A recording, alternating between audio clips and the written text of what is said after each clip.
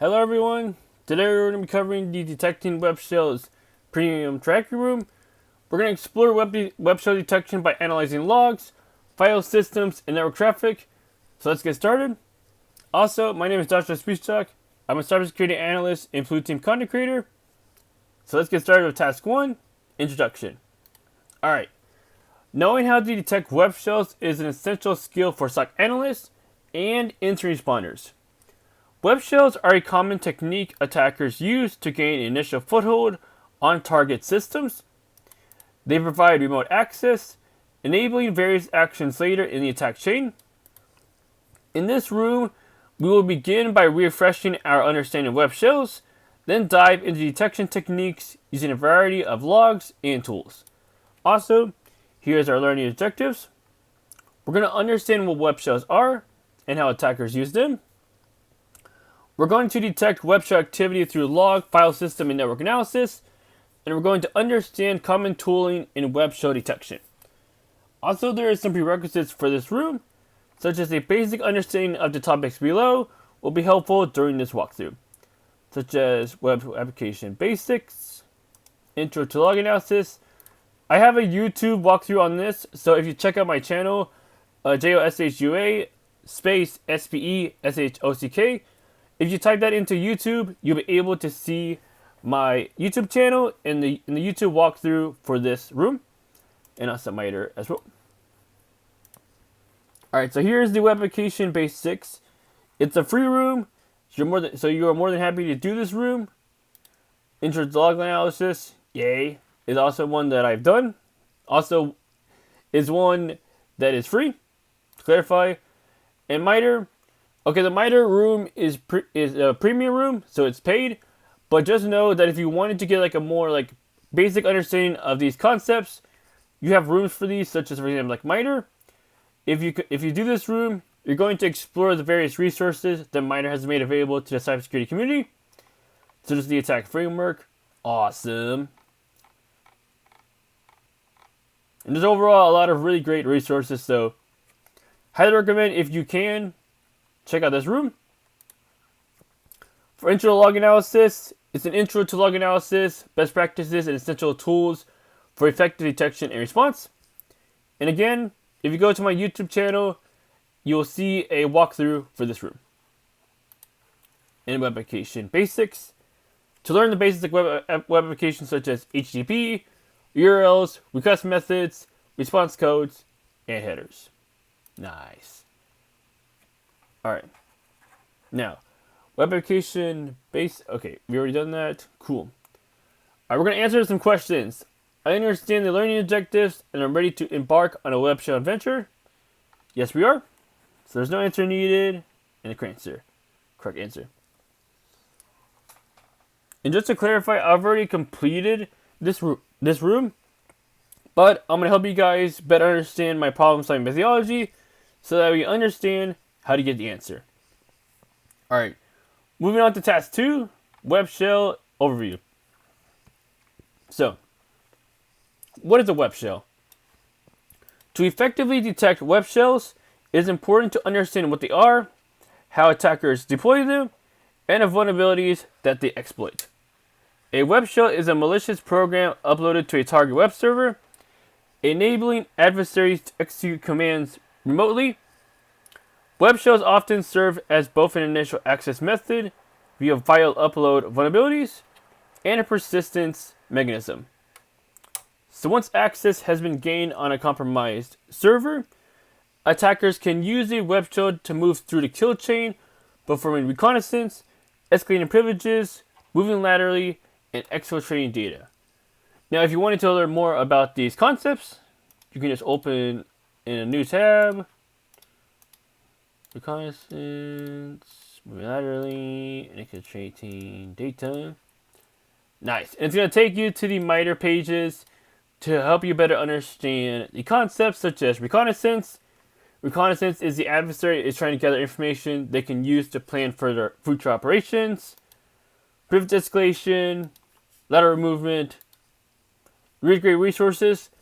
And just for a quick overview and better understanding of MITRE attack, MITRE ATT&CK is a globally accessible knowledge base of adversary tactics and techniques based on real-world observations. The attack knowledge base is used as a foundation for the development of specific threat models and methodologies in the private sector, in government, and in the cybersecurity product and service community. Also, ATT&CK is open and available to any person or organization for use at no charge. So if you wanted to learn more about the attack matrix, you can find the topics right here. And just overall, I highly recommend bookmarking the MITRE ATT&CK because it's going to help you better understand adversary tactics and techniques, and is also based on real-world observations. And most importantly, ATT&CK is open and available to any person or organization for use at no charge. Nice. Alright. Now below, for the screenshot, it is a simple example of a web shell named awebshell.php. I didn't come up with that name. Okay. That can run commands remotely through the web interface. Note that the web shell is located in the uploads directory of the target server. So we can see the uploads directory here. In the target server IP 10.10.10.100. Nice. Alright, now web shell deployment. For an attacker to upload and execute a web shell, a file upload vulnerability, misconfiguration, or prior access to the system is required. These vulnerabilities arise when an application fails to validate file, type, extension, content, or destination. While web shells are used as an initial access vector, they can also serve as a persistence mechanism if the attacker has already compromised the system and wants to maintain long-term access. Imagine this. Imagine a simple website that allows you to upload your pet photos. The website is intended for storing images. However, if developed insecurely, an attacker may upload a web shell like show.php or mydog.aspx and gain command execution on the server. And we have some examples in the wild, such as Hafnium and proxy logging. And that's a Conti. So to learn more about these groups, you can open them in a new tab, and you'll see the information for them here. Very nice. Awesome. Alright, we got some questions. Which MITRE ATT&CK persistence sub-technique are web shells associated with? So, we're going to go to the MITRE ATT&CK technique framework. And we're going to open a new tab. And instead of groups, we're going to go back. We're going to click on persistence. And we're going to try to find the one sub-technique that is associated with web shells. Nice. Alright, so let's go. Let me do a search. Web shells. And or is it just web shell? Okay. Let's scroll down. So we see some cloud. We see some create and modify system process. Some DLLs. Modify authentication process. Office registry. Pre-OS boot. Schedule test job. Web shell. Here you go. T1505 is going to be our technique, which is server software component. And our sub-technique is going to be .003 web shell. So if we open this in a new tab. Yes, we'll see that this is the sub-technique of T1505, which is server software component.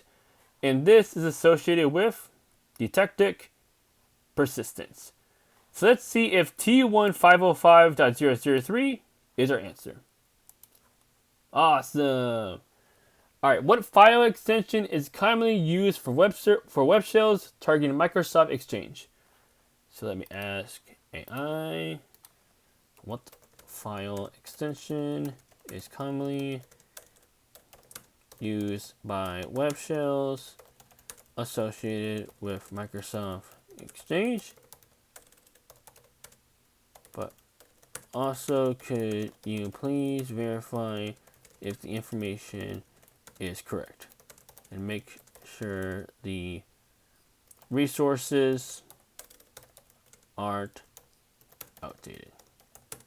Furthermore, please show the resources in a table format as well. Okay, I said okay, where's my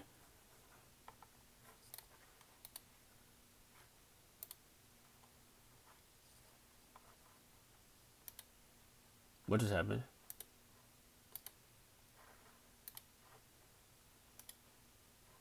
All right. What file? Let me just copy this. What file extension is commonly used for web shells targeting Microsoft Exchange? So let me copy this. Command C. Command V. Also, could you verify if the information is correct and display any helpful resources in a table format?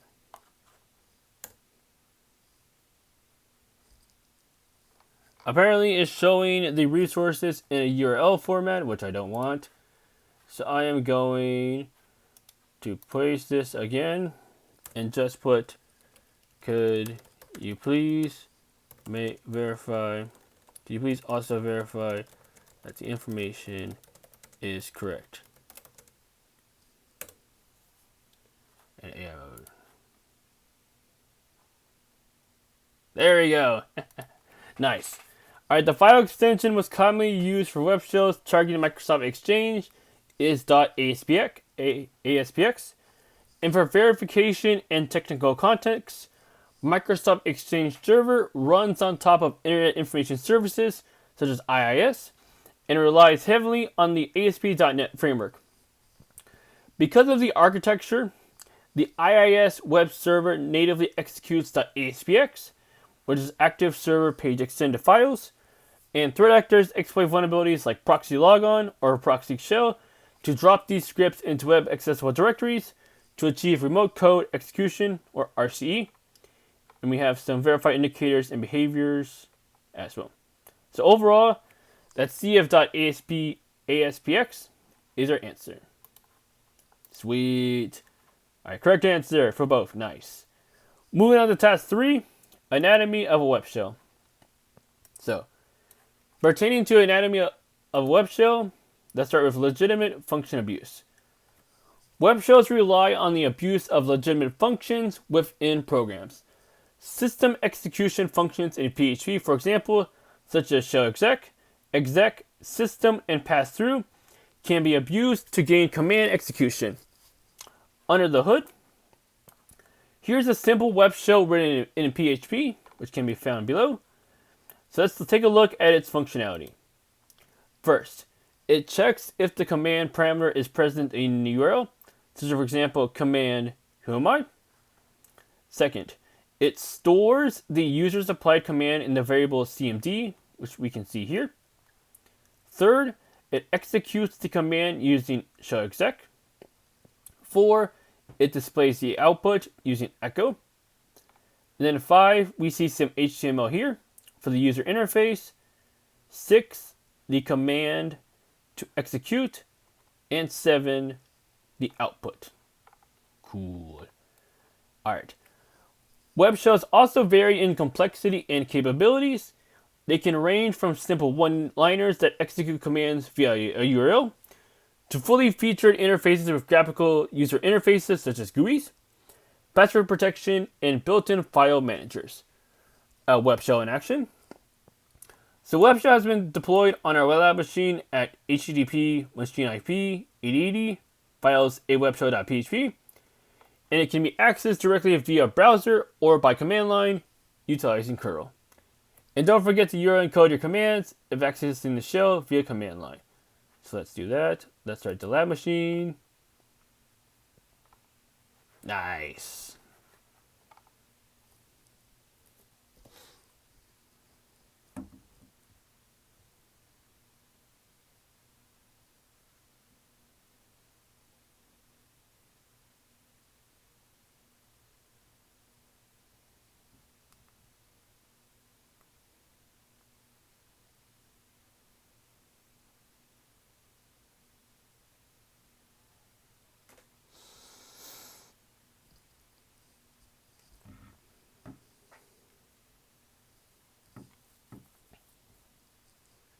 All right, the lab machine is loading. So let's give it some time.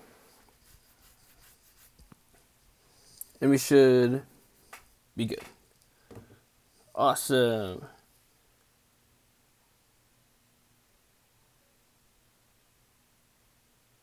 Connecting. Cross our fingers. We got technology.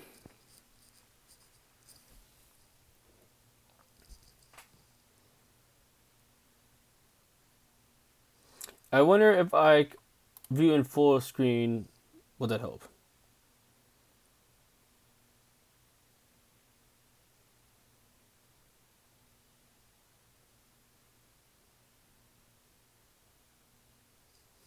Failed to connect to server. Why? I have Wi-Fi. Let me see if I can do the attack box. Sometimes technology needs a hand.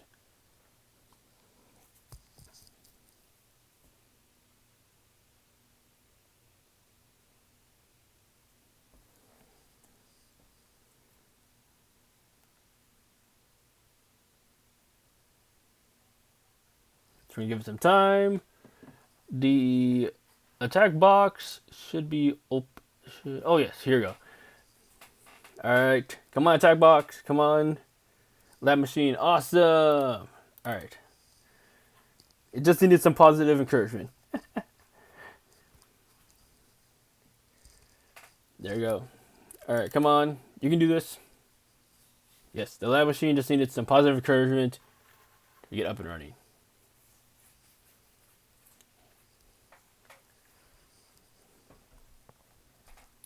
Alright, it should boot up the URL.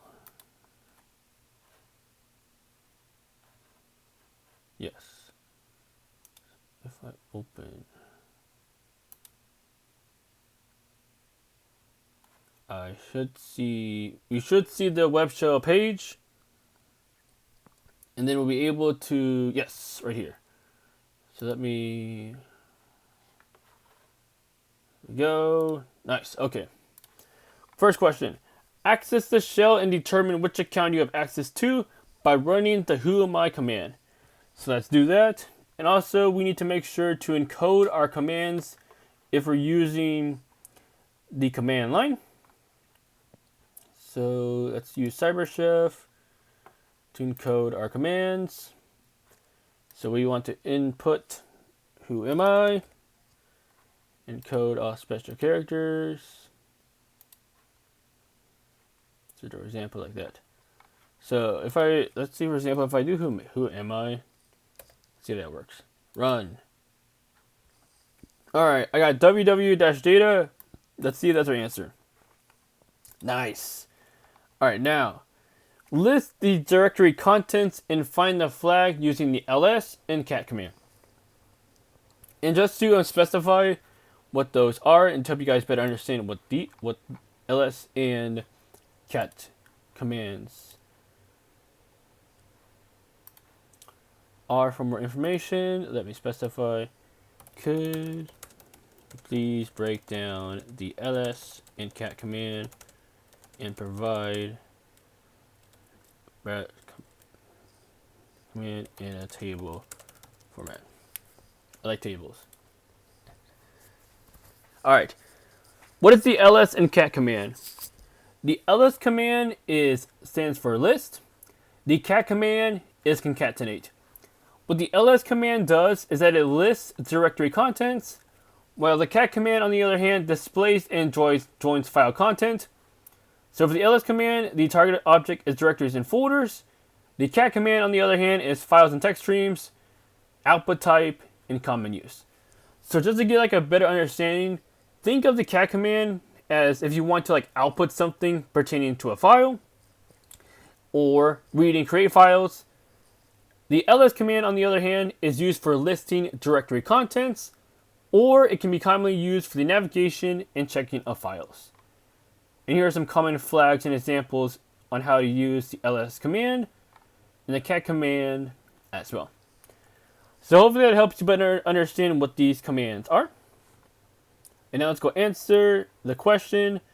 List the directory contents and find the flag using the ls and cat command. So let's go do that. Alright, so we need to encode the commands. So I believe we just need to do ls. Encode. Encode. Encode text. Bake. Your encode. Or I can just ask. ls AI. Can you please use Cyber Chef to encode ls and cat for me? Alright, so we use ls, drag URL, encode into the recipe, so it remains the same. May 64. So if we wanted to use drag URL encode into, so URL encode and bake.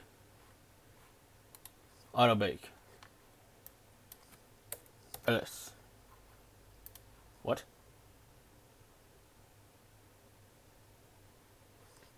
ls and cat. They remain the same. What? I did not say do that.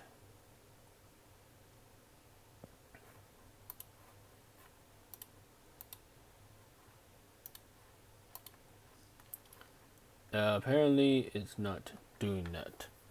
So if I recall correctly,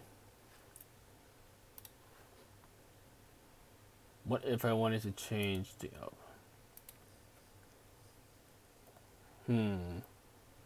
okay, if I wanted to encode, let's ask. How would I encode such as ls and cat successfully? Nice. Alright, URL encoding, web request becomes this. We got hexadecimal, we got variables, we got quotes. And so, can you share where you're trying to,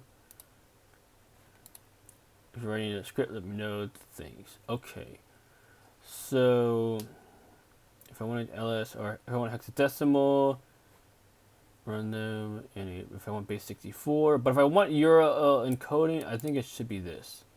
So ls space 20-la. So let me just see if that works. ls score run, or is this ls? There you go. It's just ls. Okay. Then, because we're not using, because we're using the website instead of the command line. I got you. All right. Now let's do cat flag.text. Nice. We got our flag. THM W3B that USAG3. Awesome. All right, now moving on to task 4, log-based detection. Now, web server logs. Let me split view to make it easier on the eyes. All right. Web server logs rely on the abuse of web shells. So web server logs are a natural place to start our hunt for evidence. We will explore what to look for in popular web servers like Apache and Nginx. Understanding the difference between normal and suspicious behavior can help uncover malicious activity. While the format of web server logs varies depending on the service, access logs generally follow a similar structure and include the following information. Okay, so we have our access log here. Nice. And the remote log name is typically represented by a hyphen, as it is a legacy field that is rarely used today. However, it still appears in access logs for compatibility. Similarly, the authenticated user field is usually shown as a hyphen as well, unless the server required prior authentication, in which case it may contain the actual username. And we have web indicators right here. And so if we wanted another example of access log, let me help you out. Go here to AI mode. Could you please provide an example of an access.log and break down the components of it in a clear and concise manner. All right, we got another example log entry, and it's just really great to understand the format of logs, so that way you get a better understanding of the information to overall better understand what you're looking at. All right, so breaking it down, first we have our IP address. Then second, we have our RFC 1413 identity, such as for example like the identity of the client. We have our user ID. We have the day, time, and time zone of the request. We have the HTTP method, requested resource, and protocol. Next, we have our status code, the HTTP status code returned to the client. And finally, we have a response size, which can be seen here, which is the size of the return object in bytes. So hopefully that helps you better understand the components of a access.log, so that you overall understand better what an access.log is and what it is composed of. Awesome. All right. Web indicators. Unusual HTTP methods and request patterns. Repeated GET requests in quick succession could mean an attacker is probing for a valid place to upload a shell. Post requests to valid upload locations following repeated GET requests, and repeated GET or POST requests to the same file could indicate web shell interaction. And here are some request methods to be aware of. So for example, like GET, POST, PUT, DELETE, options, and HID. So normal usage can be found here. And here's the possible abuse, such as for example, what an attacker could use these request methods for. Awesome. All right, so let's walk through a potential web shell attack sequence using the indicators we've discussed so far. Note that each request shares the same client IP and user agent. Response codes and timestamps should also be noted, such as 200 OK and 404 not found. So we see our logs right here. We see the breakdown. Here we go. We see a directory was found, such as for example like uploads. Then in this, the attacker is trying to hunt for a valid entry because web shell is commonly used for initial access and persistence. The attacker found a form, upload form.php. And then the web shell was uploaded via POST because POST is the submitting data to the server. So in this case, what the attacker used the POST for was to upload the web shell. Then we can see that these logs were for the web shell accessed. Nice. All right, now suspicious user agents and IP addresses. The user agent identifies the client making requests to the web server and provides information about the browser, device, and operating system. So some things to look out for are altered user agents, outdated user agents, blacklisted user agents, and also suspicious IP addresses as well. And also we got query strings, which is part of the URL that associates values with a parameter. Missing referral. And what that is that the referral shows the URL the user has visited before being linked to the current page.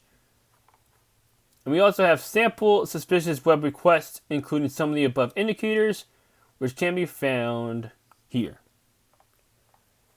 And now Audit D, a native Linux utility that tracks and records events, creating an audit trail. Rules can be created for Audit D, which determine what is logged in the audit.log. Rules can be highly configured to match specific conditions, such as when certain programs are run or files are modified in a particular directory.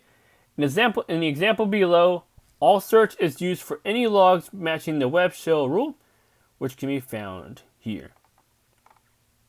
Awesome. All right, last but not least, web and audit D correlation. Detecting web shells effectively requires correlating multiple log sources. Example, combining web access and error logs with audit D provides more insight and can confirm if a file was created, modified, or executed, and by which user or process. Also, a suspicious post request in web logs can be linked to an audit event that includes a create or excve syscall, showing a script wrote a file or ran commands. Combining this information helps us build a clear picture of the attack sequence. And finally, we can also leverage SIEM platforms.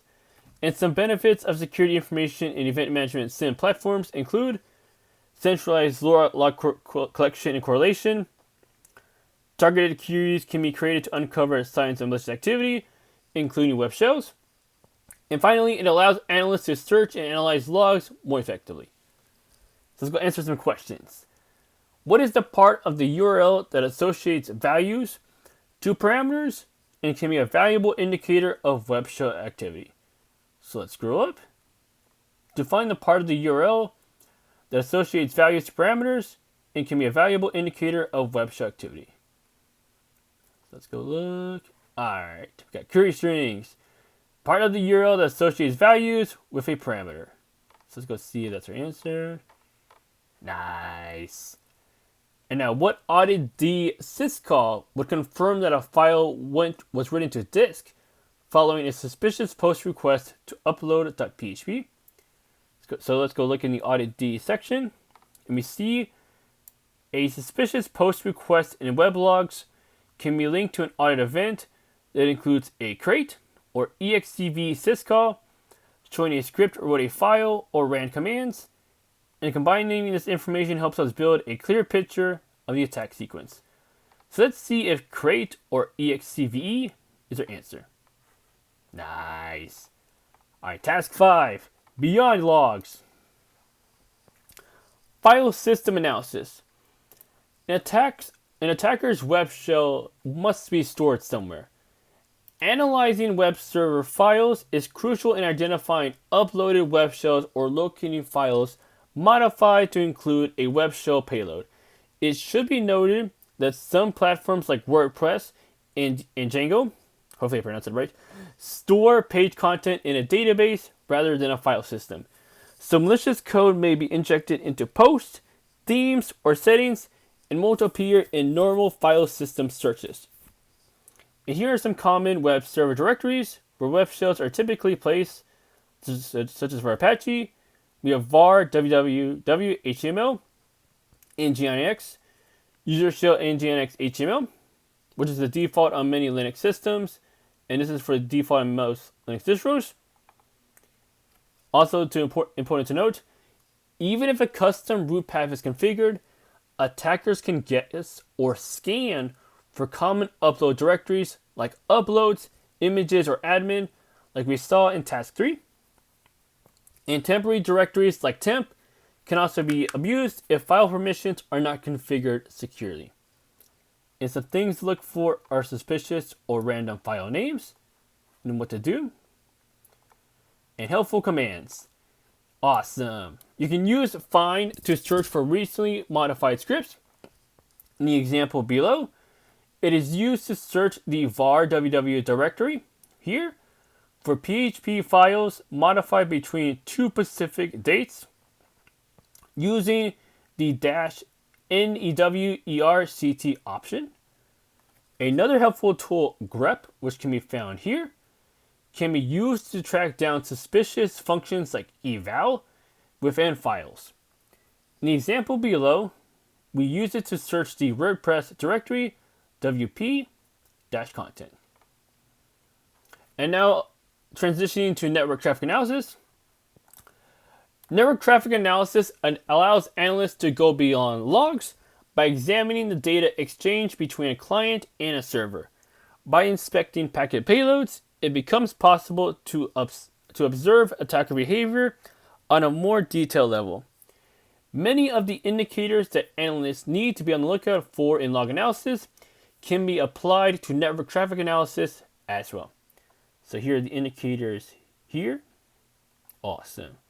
And packet captures provide important details that can be critical in confirming an attack. For example, in a PCAP, showing a post upload.php request, you might see a PHP webshell.php being uploaded directly with the shell's source code visible in the payload. This level of detail helps further validate exploitation attempts. And here are some useful Wireshark HTTP filters for method.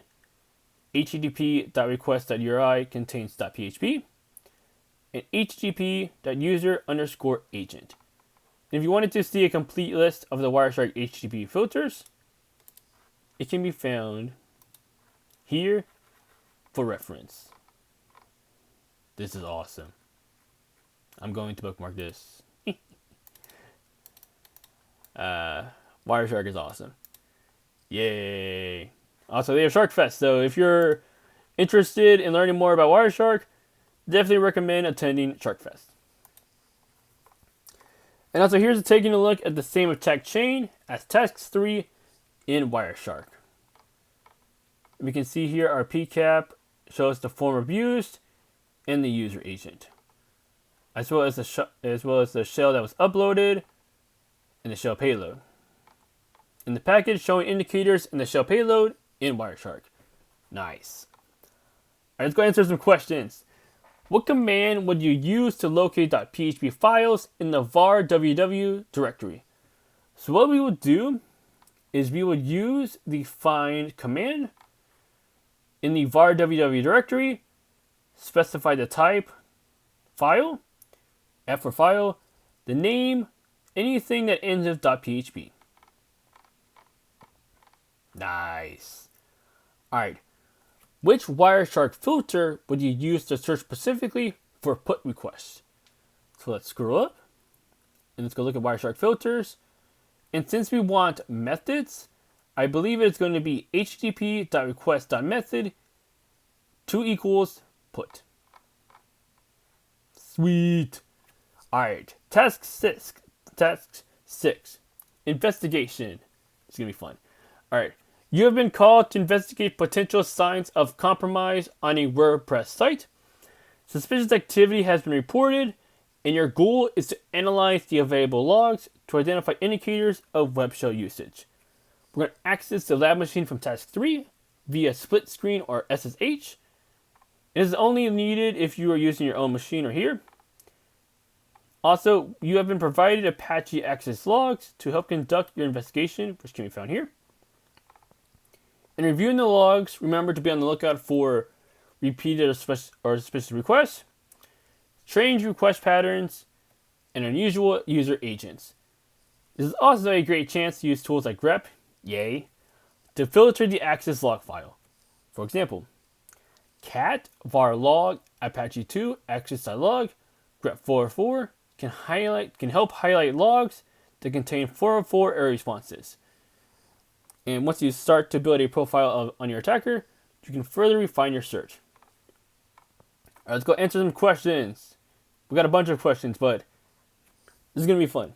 Alright, starting off, which IP address likely belongs to the attacker? So we need to go to, first, we need to navigate to this directory. We'll go terminal.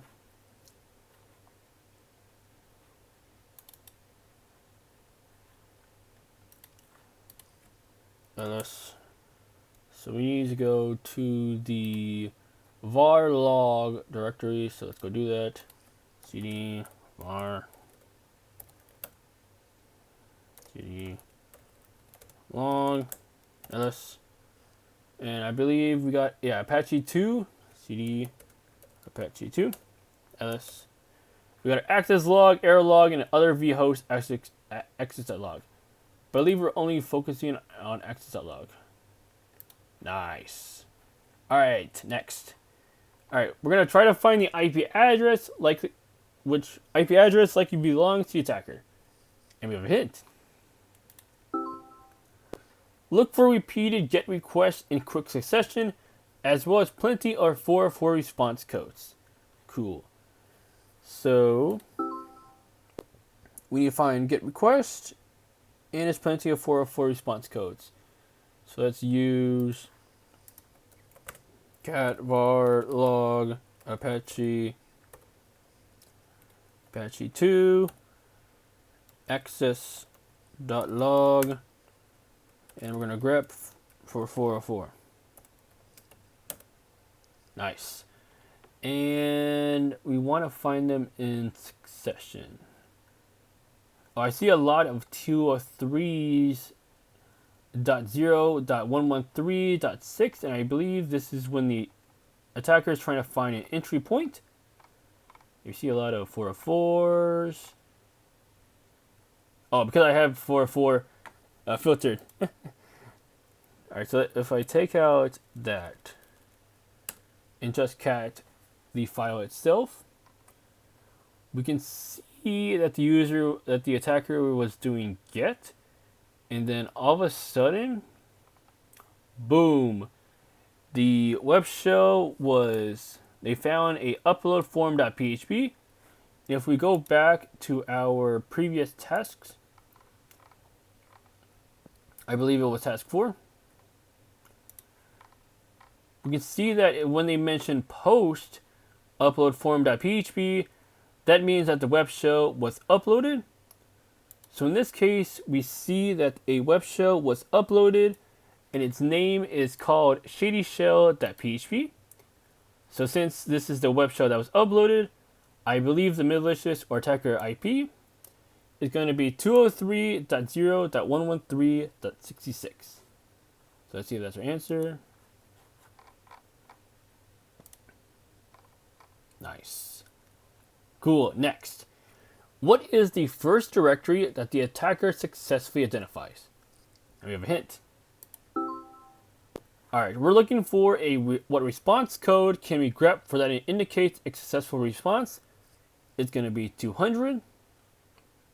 So we're going to grep instead of 404, which shows unsuccessful responses. We're going to grep for successful responses. So it's going to be grep 200. And we're looking for the IP as well. So I see a shady agent 1.1. Oh, they want the first directory. Okay, so they want the directory. I see WordPress. So let's see if WordPress. Yes. So let's see if WordPress is the answer. Nice. Alright, what is the name of the .php file the attacker used to upload the web shell? So, the attacker successfully Anyway, I know this one. What is the name of the .php file the attacker uses to upload the web shell? So what we want to do is look for a post, because that's going to show us that the web shell was uploaded. And we can see here uploads. In the file of the web shell, the name is going to be shadyshell.php. Which can be found here. Alright, what is the name of the .php file the attacker uses to upload the web shell? Oh, the file that was used to upload the web shell. So it's going to be upload form.php, which was used as the file to upload the actual web shell itself, shadyshell.php. So our answer is going to be upload form.php, because that is the name of the .php file the attacker uses to upload the web shell. Alright, next.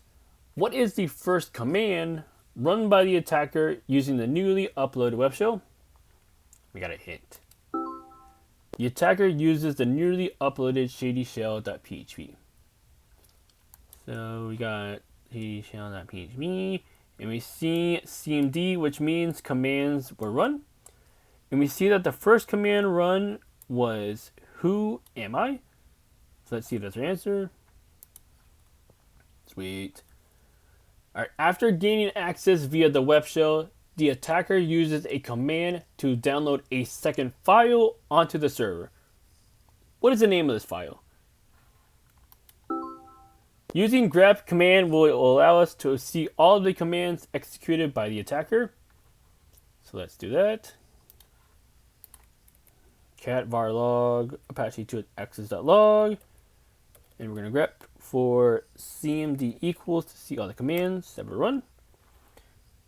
And we see that another file, we see a URL and a file name linpeas.sh. Sweet. Can be found right here. Nice. And finally, the attacker has hidden a secret within the web shell. Use cat to investigate the web shell code and find the flag. We got a hint. The web shell is stored in var www html wordpress wp contents uploads. So we need to go there to investigate the web shell code and find the flag.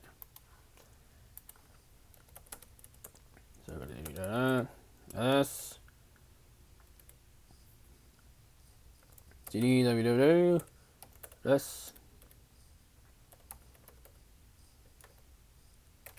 I was typing too fast. All right, cd var www ls cd html cd wordpress this, and I believe it was wp content and cd uploads. We're getting close. And then shadyshell.php is going to be our web shell. Turn to cat shadyshell.php. And we got our flag. THM web shell internals. We can see the command. Very fun. Sweet. Awesome. Our conclusion. In this room, we covered how to detect web shells through log, file system network, and behavioral analysis using a combination of native OS utilities and specialized security tools. By working through log samples and simulated attack scenarios, we develop a deeper understanding of how web shells behave and how to uncover them using real-world indicators. Lots of fun. All right, so let's answer the question below. Complete the room and continue on your cyber learning journey. No answer needed. Correct answer. Nice. All right, so let me terminate.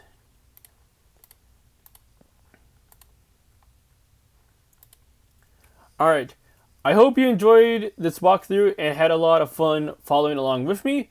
Also, here's some helpful resources that we covered in this room that were mentioned, such as Wireshark, CyberChef,